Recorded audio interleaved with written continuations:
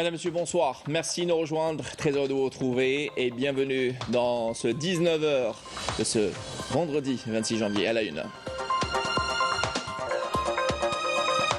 Le président de la République, Abdelmadjid Tebboune, a reçu un appel téléphonique de la première ministre italienne Giorgia Meloni, dans lequel les deux parties ont abordé plusieurs questions régionales d'intérêt commun, notamment la conférence italo-africaine qui devrait se tenir à Rome la fin du mois en cours. Plus de précisions dans un instant. Et hier, le président de la République, Abdelmadjid Tebboune, a félicité la sélection nationale de handball pour sa double qualification mondiale et à la finale du championnat d'Afrique des Nations 2024, les remerciant de cet exploit qu'ils ont offert aux Algériennes et Algériens. Et avec beaucoup de regrets et une profonde préoccupation, l'Algérie a pris connaissance de la dénonciation par les autorités maliennes de l'accord pour la paix et la réconciliation au Mali, issu du processus d'Alger, en prenant acte de cette décision dont elle tient à relever la gravité particulière pour le Mali lui-même et pour toute la région qui aspire à la paix et à la sécurité.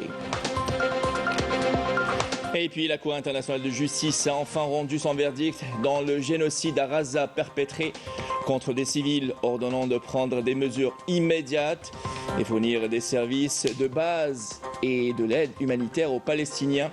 Pendant ce temps-là, la guerre génocidaire sioniste se poursuit à Raza à son 112e jour et le bilan est toujours provisoire.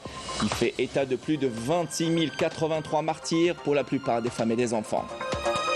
Et au Maroc, le Merkzan est actuellement au centre d'une enquête majeure sur la corruption, mettant en lumière les liens entre un patron d'un célèbre club de football et un vaste réseau de trafic de drogue, dont des membres d'un parti gouvernemental. Et en parallèle de ce nouveau scandale, le Maroc est à nouveau au cœur des manifestations intenses en raison des conditions professionnelles accablantes et une dégradation généralisée des conditions sectorielles. Voilà pour l'essentiel de l'actualité. Bienvenue à vous tous. Tout d'abord, le président de la République, Abdelmadjid Tebboune, a reçu un appel téléphonique de la première ministre italienne, Giorgia Meloni, dans lequel les deux parties ont abordé plusieurs questions régionales d'intérêt commun, notamment la conférence italo-africaine qui devrait se tenir à Rome la fin du mois en cours.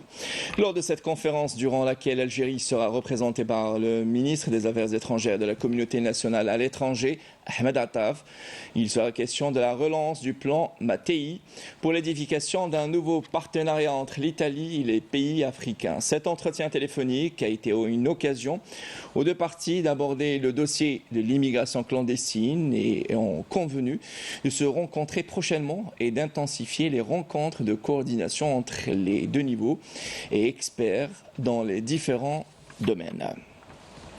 Et hier, le président de la République, Abdelmadjid Tebboune, a félicité la sélection nationale de handball pour sa double qualification mondiale et la finale du championnat d'Afrique des Nations 2024. Le président de la République a écrit sur son compte personnel sur les réseaux sociaux: merci pour cet exploit que vous avez offert aux Algériennes et Algériens, ce qui incombe aux responsables concernés de mobiliser présentement et à l'avenir tous les moyens au centre au profit de cette sélection afin qu'elle préserve sa performance, leur souhaitant plein de succès lors de la finale. Et l'Algérie a pris connaissance avec beaucoup de regrets et une profonde préoccupation de la dénonciation par les autorités maliennes de l'accord pour la paix et la réconciliation au Mali, issu du processus d'Alger, indique aujourd'hui le ministère, un communiqué du ministère des Affaires étrangères et de la communauté nationale établie à l'étranger. L'Algérie prend acte de cette décision dont elle tient à relever la gravité particulière pour le Mali lui-même, pour toute la région qui aspire à la paix et à la sécurité, et pour l'ensemble de la communauté internationale qui a mis tout son poids et beaucoup de moyens pour aider le Mali à renouer avec la stabilité par la réconciliation nationale. Note la même source, l'Algérie a un devoir d'information envers le peuple malien frère. Ce dernier sait que l'Algérie n'a jamais failli à travailler à mettre en œuvre l'accord de la paix et de la réconciliation au Mali, issu du processus d'Alger avec sincérité et bonne foi et solidarité indéfectible envers le Mali frère. Le peuple malien doit aussi savoir et doit se convaincre que la longue liste des raisons invoquées à l'appui de la dénonciation de l'accord ne correspond absolument ni de près ni de loin à la vérité ou la réalité, relève le même communiqué. En effet, il n'a échappé à personne que les autorités maliennes préparaient cette décision depuis bien longtemps. Les signes avant-coureurs de 2 ans ont été le retrait quasi total de la mise en œuvre de l'accord, le refus quasi systématique de toute initiative tendant à relancer la mise en œuvre de cet accord, leur contestation de l'intégrité de la médiation internationale, leur désignation de signataires de l'accord dûment reconnus comme dirigeants terroristes. Leur demande de retrait de la MINUSMA, l'intensification récente de leur programme d'armement financé par des pays tiers et leur recours à des mercenaires internationaux. Toutes ces mesures systématiques mises en œuvre et ont soigneusement préparé le terrain à l'abandon de l'option politique au profit de l'option militaire comme moyen de règlement de la crise malienne, affirme le communiqué. Le peuple malien frère doit savoir que les décisions aussi malheureusement et aussi malvenues ont prouvé par le passé que l'option militaire est la première menace à l'unité et à l'intégrité territoriale du Mali, qu'elle porte en elle les germes d'une guerre civile au Mali, qu'elle diffère la réconciliation nationale au lieu de la rapprocher et qu'elle constitue enfin une source de menace réelle pour la paix et la stabilité régionale, affirmant que le Mali a toujours besoin de paix et de réconciliation. Il n'a besoin de solutions que ne lui ont apportées par le passé que déchirement et destruction et même désolation. Répéter ces erreurs du passé, c'est prolonger indûment la tragédie et les malheurs pour le Mali et pour le peuple malien frère, souligne la même source. Et puis, dans le reste de l'actualité, ce vendredi, et selon un communiqué du ministère des Affaires étrangères et de la communauté établie à l'étranger, l'Algérie a pris connaissance avec intérêt du prononcé de la Cour internationale de justice à propos de la requête déposée par l'Afrique du Sud en relation avec la commission d'un crime de génocide à Gaza. Relevons que cette décision porte témoignage de la justesse de l'initiative du président de la République, Abdelmadjid Tebboune, qui a été le tout premier chef d'État appelé à une saisine massive des instances juridictionnelles, les internationales, de la multiplicité des crimes réprimés par le droit international humanitaire et perpétrés par les forces d'occupation israéliennes à Gaza.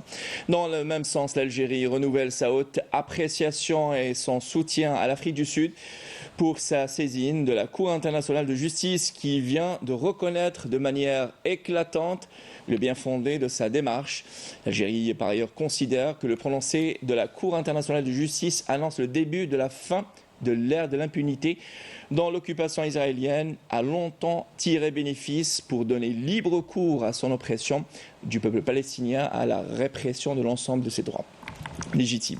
Relevons que l'Algérie prend acte des mesures provisoires ordonnées par la Cour internationale de justice à propos desquelles l'occupation israélienne doit répondre à la Cour dans un délai d'1 mois.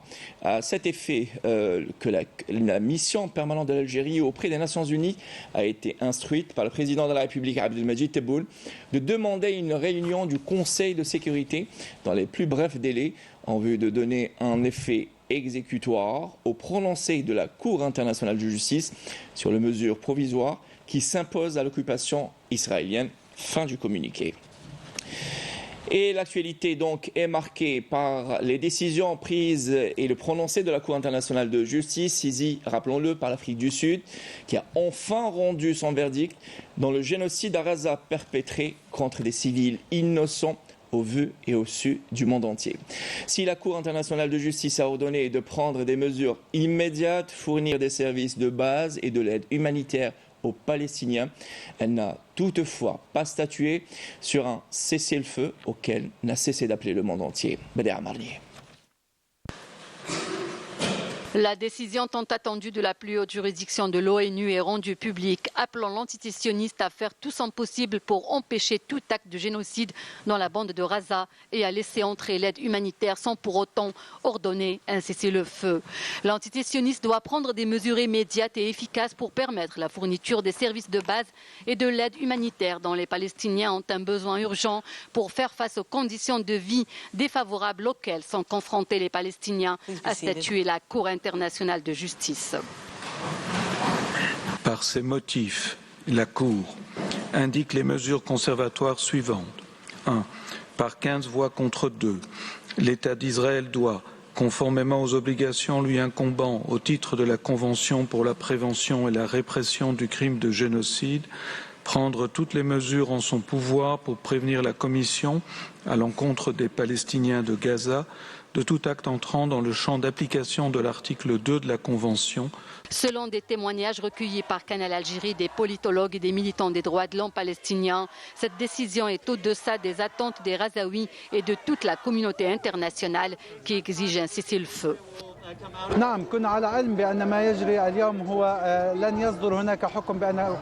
Certes, nous étions sûrs que les massacres que subissent les Palestiniens à Gaza ne seraient pas qualifiés de génocide. Néanmoins, l'espoir était fort pour une décision claire qui mettrait fin aux massacres et aux bombardements à Gaza. Une attente qui n'a malheureusement pas été satisfaite devant le tribunal. Ici, l'attente était grande et la déception au rendez-vous, car il n'est pas question d'un cessez-le-feu immédiat ou d'ordonner l'arrêt du génocide.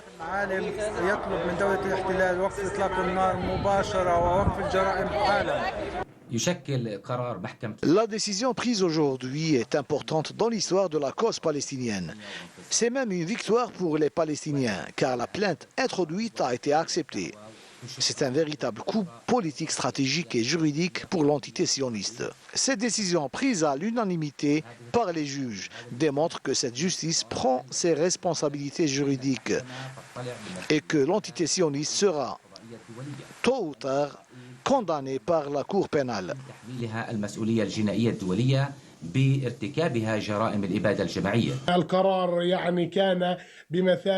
Le jugement a été symbolique, imposant des mesures d'urgence et l'acheminement des aides à Gaza. Cependant, jusqu'à présent, il n'a pas abouti à l'arrêt total des hostilités, ni à obliger l'entité sioniste à cesser le génocide. Il est crucial que des mesures strictes soient mises en place pour contraindre l'entité sioniste à arrêter ces crimes. Les décisions des instances internationales doivent être fermes et libérées de l'influence sioniste. Le retard de la Cour internationale de justice à émettre des résolutions contraignantes contre l'entité sioniste risque de pousser la situation vers une guerre régionale. Ce que personne ne souhaite d'ailleurs. Face à une véritable extermination du peuple palestinien, des actions décisives et courageuses sont nécessaires pour endiguer ces atrocités. Pour rappel, la procédure a été intentée par l'Afrique du Sud qui affirme que l'entité sioniste viole la Convention des Nations Unies sur le génocide de 1948 établie au lendemain de la Seconde Guerre mondiale. La CIJ ne se prononce pas sur la question de savoir si l'entité sioniste commet un génocide à Gaza. Ce volet de la procédure peut prendre des années. Et à propos de ce sujet qui défraie l'actualité, nous avons en direct avec nous Monsieur Gamel Abina, militant des droits de l'homme depuis Paris et via l'application Skype. Monsieur Abina, bonsoir. Bonsoir. Alors, même si un cessez-le-feu et là où l'arrêt d'un génocide ne sont pas à l'ordre du jour, il faut dire que ce verdict aujourd'hui prononcé par la Cour internationale de justice est une première historique qui secoue aussi l'ego de cette entité sioniste. Tout à fait, parce qu'il ne faut jamais perdre de vue que la Cour internationale de justice, qui est née en 1945, est la plus haute juridiction judiciaire internationale. Ça a du sens. Elle concerne près de 200 pays sur la planète et surtout, lorsqu'elle rend une décision, c'est une décision à la fois judiciaire importante mais historique. Et aujourd'hui, l'État sioniste qui s'imaginait être au-dessus des lois se rend compte qu'il va être poursuivi, puisqu'on est au démarrage d'une procédure. Il va être poursuivi pourquoi ? Pour crime de guerre, c'est évident, mais surtout potentiellement pour génocide et volonté, effectivement, de faire en sorte d'en finir avec la population palestinienne en la déportant, en faisant un nettoyage ethnique. Et les termes utilisés aujourd'hui dans la décision, non pas judiciaire, elle n'est pas encore rendue, mais sur les volontés de faire des mesures conservatoires pour protéger les Palestiniens, disent effectivement qu'il y a un problème de possibilité de la part de certains hommes politiques sionistes de vouloir exterminer la population avec des propos racistes qui sont répétés de façon récurrente, comme de dire que les Palestiniens sont les animaux humains, mais surtout, et c'est le plus important, de rappeler qu'il faut tout faire pour empêcher qu'il y ait un génocide. Donc, dans la logique des juges qui ont statué, 13 pays sur 15 ont été favorables à cela, eh bien, il y a une perspective de volonté génocidaire qui est clairement marquée. On n'a pas encore de décision, mais ça va dans cette direction. Voilà. Il faut dire que c'est un premier pas à saluer. Justement, je voudrais revenir sur les raisons historiques qui ont poussé l'Afrique du Sud, appuyée par plusieurs pays du monde notamment, et en premier lieu l'Algérie, à déposer plainte et cette saisine pour faire face à cette entité sioniste et la déclarer autant que criminelle de guerre. Oui, simplement, l'Afrique du Sud a, pour elle, un passé qui est assez extraordinaire parce qu'elle a subi elle-même le racisme, l'apartheid, les discriminations, les massacres assez importants et récurrents durant toute la période coloniale qui étaient liés aux actions des colons occidentaux. On parlait aussi, il y a un parallèle avec la Palestine. Et il se trouve que les Sud-Africains qui se sont libérés en 1994 avec la libération de Nelson Mandela ont un souvenir très difficile de la relation entre l'Afrique du Sud et l'État sioniste. Parce qu'il faut savoir que le seul pays au monde qui systématiquement protégeait l'Afrique du Sud de poursuites internationales, c'était l'entité sioniste. Quelque part, il y a un passé commun, il y a une vision commune, et il y a une volonté effectivement de ne pas considérer un être humain pour être un être humain. Je prends l'exemple très concret, les Noirs africains en Afrique du Sud étaient considérés comme des sous-hommes. On observe à peu près la même chose en Palestine, et c'est vrai qu'aujourd'hui, l'Afrique du Sud, qui a eu le courage de poursuivre jusqu'au bout cette démarche pour faire en sorte que l'entité sioniste soit condamnée et qu'on est au début d'un processus qui va être long, il ne faut pas le perdre de vue, mais tout de même d'obtenir une décision de justice qui est favorable aux Palestiniens en demi-teinte. Évidemment, ils n'ont pas stoppé l'offensive, ils n'ont pas imposé à ce qu'il y ait des mesures coercitives pour en finir avec cette barbarie, mais ils montrent du doigt le traitement inhumain réservé aux Palestiniens au motif. Et ça a été rappelé d'ailleurs dans les décisions qu'il y a encore des otages, comme ils les appellent en Palestine, qui sont détenus par le Hamas, mais qui ne justifient en aucun cas ce massacre de masse, ces crimes de guerre, les bombardements des hôpitaux et la mort de près de, je vous donne un chiffre qui va faire froid dans le dos, on estime qu'il peut y avoir jusqu'à 50 000 personnes qui ont été exterminées, soit presque 2% de la population. Ce chiffre étant astronomique, la juridiction internationale ne pouvait pas faire en sorte de ne pas au moins tirer la sonnette d'alarme et dire à l'État sioniste, arrêtez votre offensive, arrêtez cette guerre innommable et faites en sorte de protéger les populations et de laisser la possibilité aux Palestiniens de pouvoir accéder à des soins. Excellent. Merci beaucoup, Monsieur Gamel Abina, militant des droits de l'homme. Vous étiez en direct avec nous depuis Paris via l'application Skype. Merci pour toutes ces précisions et cette analyse. Merci. Et pendant ce temps-là, la guerre génocidaire sioniste en Palestine occupée et qui est aujourd'hui à son 12e jour et qui fait un bilan toujours provisoire, plus de 26 083 martyrs et 64 487 blessés, pour la plupart des femmes et des enfants, et provoqué d'énormes destructions et une catastrophe humanitaire sans précédent, nous dit Yasmine Messaoudi. Les bombardements continuent dans la région d'El Mawassi, à l'ouest de Khan Younes, ont contraint des centaines de Razaouis à se déplacer une fois de plus à la recherche d'un endroit où s'abriter. Nous vivons une situation très difficile. Nous sommes contraints de parcourir plusieurs kilomètres à pied. Ma famille est nombreuse et aucune voiture ne peut nous transporter.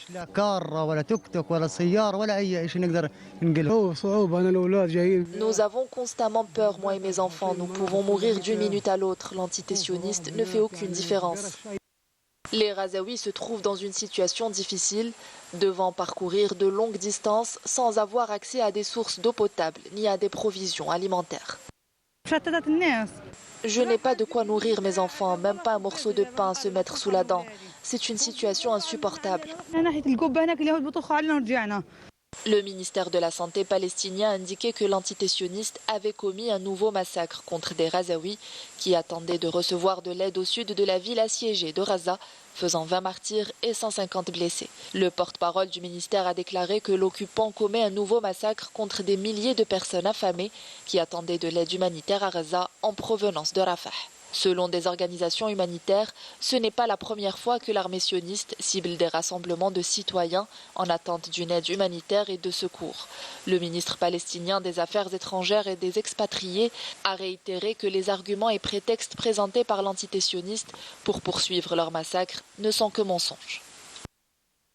Et toujours dans l'actualité internationale et au Maroc, le Merzen actuellement au centre d'une enquête majeure sur la corruption, mettant en lumière les liens entre un patron du club de football à l'Ouidad et un vaste réseau de trafic de drogue, dont des membres d'un parti gouvernemental sont soupçonnés d'avoir facilité ces activités illicites. Et une affaire qui, en plus d'avoir engendré des critiques sévères envers les figures politiques impliquées, amplifie l'ampleur de la corruption au sein du royaume. Plus de précisions avec Malika Bellala.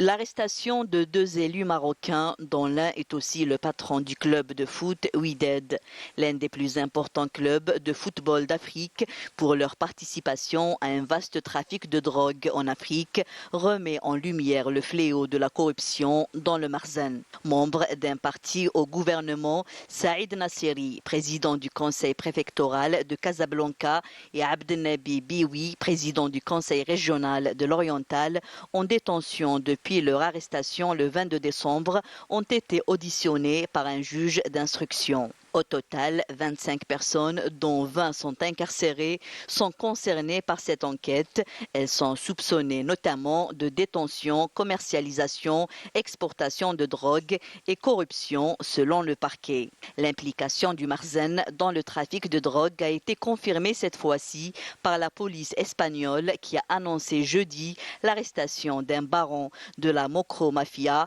une organisation criminelle d'origine marocaine établie aux Pays-Bas, accusé d'avoir dirigé un réseau de trafic de drogue ayant acquis au moins 172 propriétés dans le sud de l'Espagne. C'est la première fois que 2 figures politiques d'un tel rang sont impliquées dans une affaire de drogue d'une telle ampleur. D'autres élus ont par le passé été poursuivis ou fait l'objet d'enquêtes pour corruption, mais c'est l'affaire de Nasseri et Bioui qui incarne la gravité de l'évolution de la corruption au Maroc.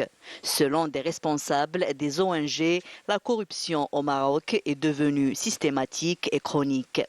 En 2011, les manifestants du mouvement du 20 février s'indignaient déjà ouvertement de la corruption qui semble s'être aggravée depuis. Monnaie courante dans les plus hautes sphères du Merzen, la corruption fait partie des pratiques politiques d'une diplomatie en faillite à l'échelle internationale. En témoigne le mandat d'arrêt international émis à l'encontre de l'ambassadeur du Merzen, Abdelrahim Atmoun, pour des affaires de corruption dans lesquelles sont impliqués des députés du Parlement européen. Un scandale d'envergure qui a secoué l'Europe et mis le Merzen sous les feux de la rampe. L'ambassadeur marocain est accusé de corruption et de pots de vin visant à renforcer l'influence d'un royaume en perte de vitesse à l'échelle régionale et internationale. Et dans l'ombre d'une crise sociale, le Maroc est à nouveau au cœur de manifestations intenses. Des conditions professionnelles accablantes et une dégradation généralisée des conditions sectorielles, alimentant les critiques et laissant les travailleurs en colère envers un gouvernement accusé de négliger les demandes sociales des citoyens. Des centaines de manifestations éclatant à travers le royaume, relevant les fissures sociales profondes dont font l'objet les Marocains. Le point avec Irina Louari. Au Maroc, la vague de protestations gagne en intensité, mettant le gouvernement d'Akhanouch sous pression face à une crise sociale croissante. Le syndicat national des finances, affilié à la Confédération démocratique du travail, appelle à manifester devant le ministère de la tutelle pour améliorer les conditions professionnelles des travailleurs. Dans ce climat tendu, l'Union nationale des collectivités territoriales et de gestion de Tiznit intensifie la mobilisation, dénonçant la détérioration des conditions sectorielles. Depuis novembre dernier, le secteur des collectivités territoriales est le théâtre de grèves successives dans toutes les villes du Maroc, accentuant les tensions palpables entre les travailleurs et le gouvernement marocain. Une situation devenue le reflet des profondes fractures sociales et des défis auxquels le ministère de l'Intérieur fait face, pointé du doigt et tenu responsable des impasses dans le traitement des revendications syndicales. Prévu le 8 février prochain, des manifestations et une grève administrative s'annoncent, portant sur des revendications salariales et des améliorations statutaires,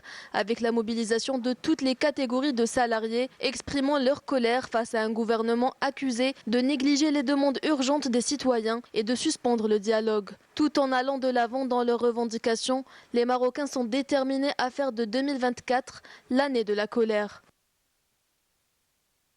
Et puis, retour chez nous, et en application des dispositions de l'article 11 du Code de procédure pénale, le parquet de la République, près le tribunal de Sidi Mohamed Pôle pénal spécialisé, informe l'opinion publique que dans le cadre de la lutte contre le crime organisé et le trafic illicite de drogue, et suite à des informations concernant un réseau criminel versé dans le trafic de drogue à travers certaines wilayas du pays, à partir de la ville de Tamanrasset, qu'une enquête préliminaire a été ouverte par le service central de la lutte contre le trafic illicite et de drogue relevant de la Sûreté nationale.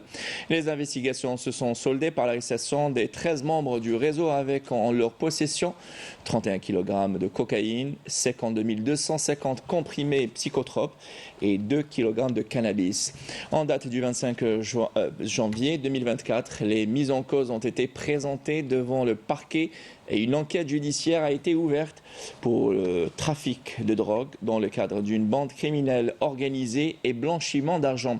À l'issue de l'interrogatoire, le juge d'instruction a ordonné le placement de 10 accusés en détention provisoire et un autre sous contrôle judiciaire, tandis que 2 accusés ont été libérés. Et puis un mot de sport, dernière journée de la phase aller du championnat national de football. 3 matchs ont été joués cet après-midi et ont vu le Paradou Athletic Club aller battre l'USM Khenchela en déplacement avec 2-1. Sur le même score de 2-1, l'Entente de Sétif a battu le CS Constantine et le Moudilé Club d'Alger consolide sa première place à la tête du classement en allant battre le MC Oran sur le score de 2-0.